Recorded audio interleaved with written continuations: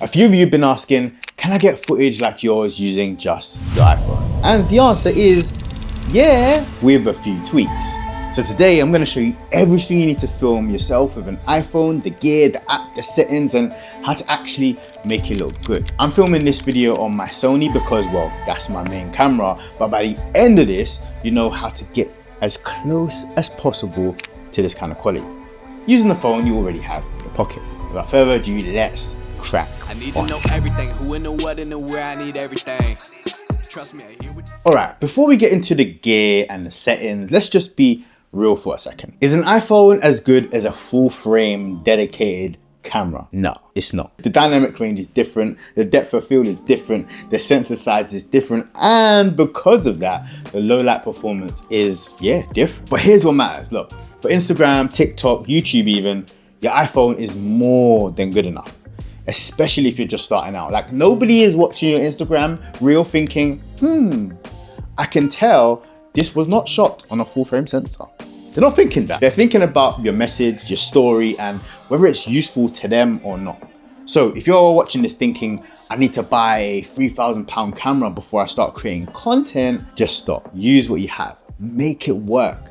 And when you've outgrown your iPhone, then you can upgrade. And that's exactly how I started, and it's how I recommend anybody starting this content game to think. Right, let's get into how to actually use it now. All right, so let's get onto the gear. So here's what I'm using to film with my iPhone, and I'll tell you what's essential and then I'll tell you what's optional, okay? Essential number one, obviously you need an iPhone. I'm using the iPhone 16 Pro, but anything from the iPhone 12 Pro, I wanna say, onwards will work for this.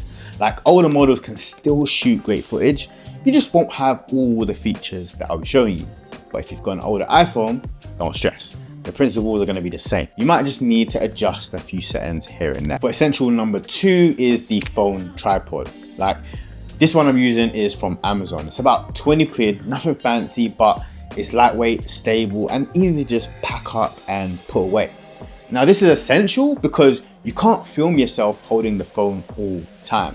You need to be able to set it up at the right height, at the right angle, walk away and let it do its thing. All right, so for essential number three is a phone case with a filter adapter. Now, this is where it gets slightly more technical, but stay with me. I'm using a phone case that has a filter thread adapter built in, and this lets me attach ND filters and other types of filters, which I'll explain in a second, directly to the phone. It's a game changer when it comes to filming in general. Now, you don't need this to start. Your iPhone will film great footage without it, but if you want to control the motion blur and get that cinematic look, then this is something you're gonna need. Okay, now moving on to the optional pieces of gear. Number one is the variable ND filter. Now, I have covered this in a previous video, but let's recap it in case you haven't seen this one. Think of it like sunglasses for your camera. Without an ND filter, in bright light, your footage can look jittery and overexposed. But with an ND filter, you get smooth motion blur and proper exposure because it reduces the amount of light hitting your camera's sensor. Now, that allows you to keep your shutter speed low, and low shutter speed equals natural motion blur, which is what helps to make your video look cinematic. Now, look, if that made no sense at all, I've covered it a little bit more in this video here. Give that a watch afterwards, and I've also linked it in the description below. Okay, optional gear number two, Pro Mist filter. And believe me when I say this is totally optional, but it does add a slight softness to your footage. And a lot of people always ask me how I get that kind of soft glow look.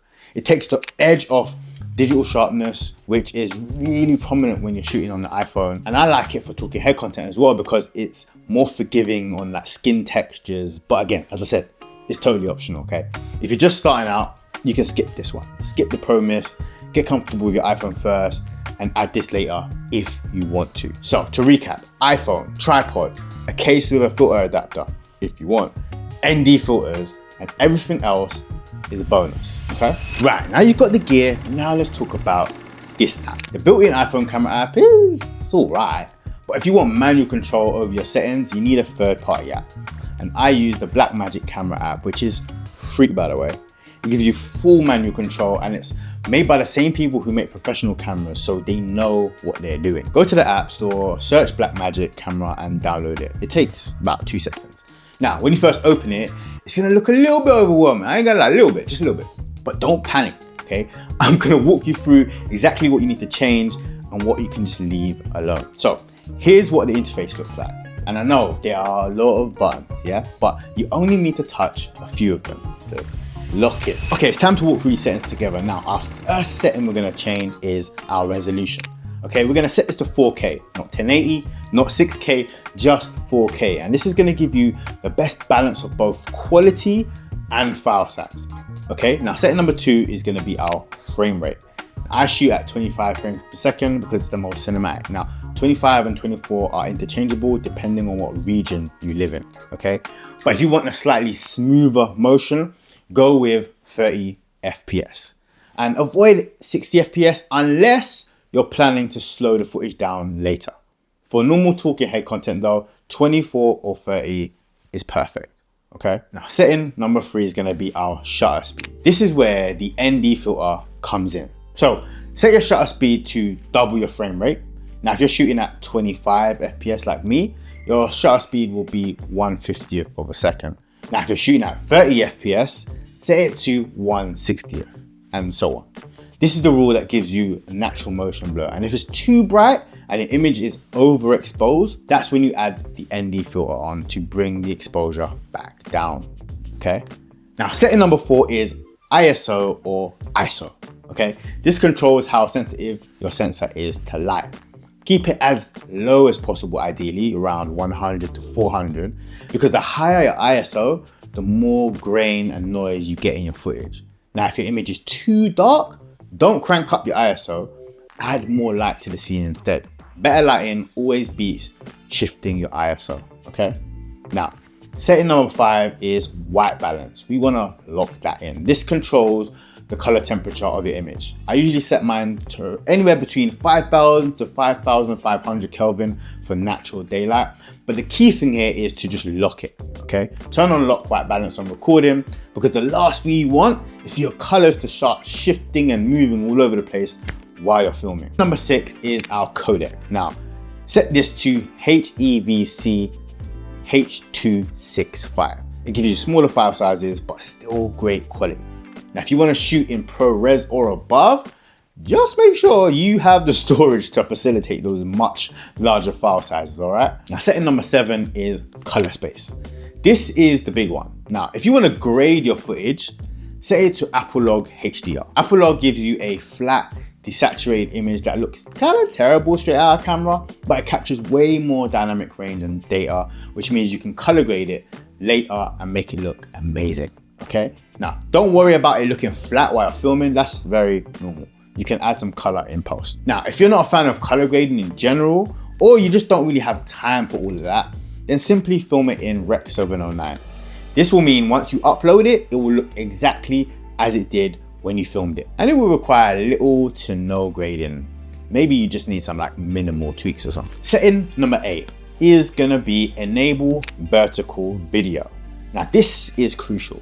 If you're filming for Instagram or TikTok, without this enabled, your iPhone will always shoot in landscape, even if you're holding your phone vertically. So turn this on and it will shoot in whatever orientation you're holding your phone. Okay, so with all the settings out of the way, now you're ready to film yourself, okay? So here's what filming yourself with an iPhone will actually look like.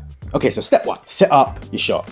First, set up your tripod, get it roughly around eye level or slightly above, and then check your background to make sure it's not too cluttered, okay?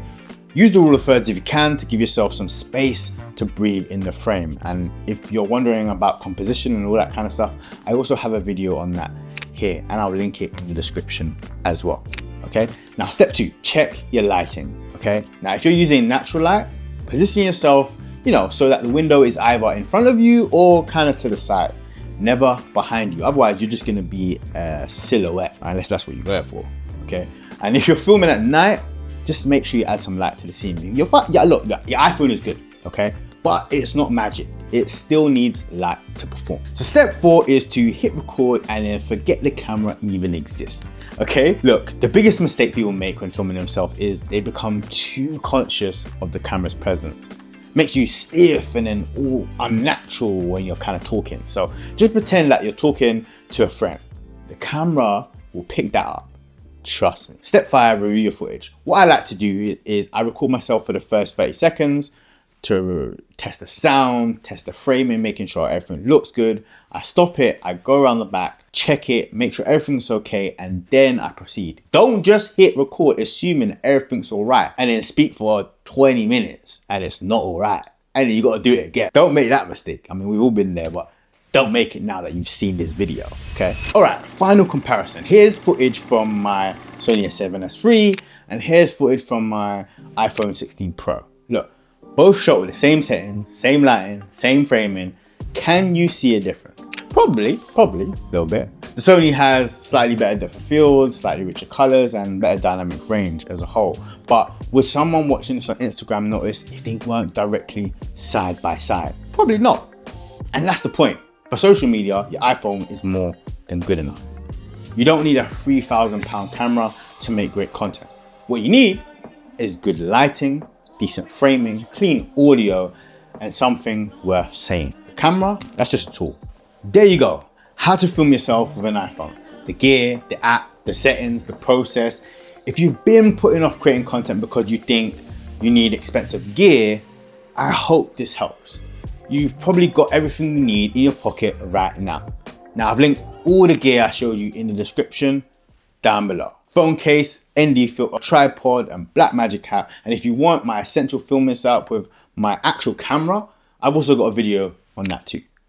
Now, let me know in the comments if you're gonna try this, and if you've already been filming with your iPhone, tell me what settings you're using. I'm curious, see how people do things a little bit different. As always, I will see you, I will see you in the next one. Peace and love every single time. Dance.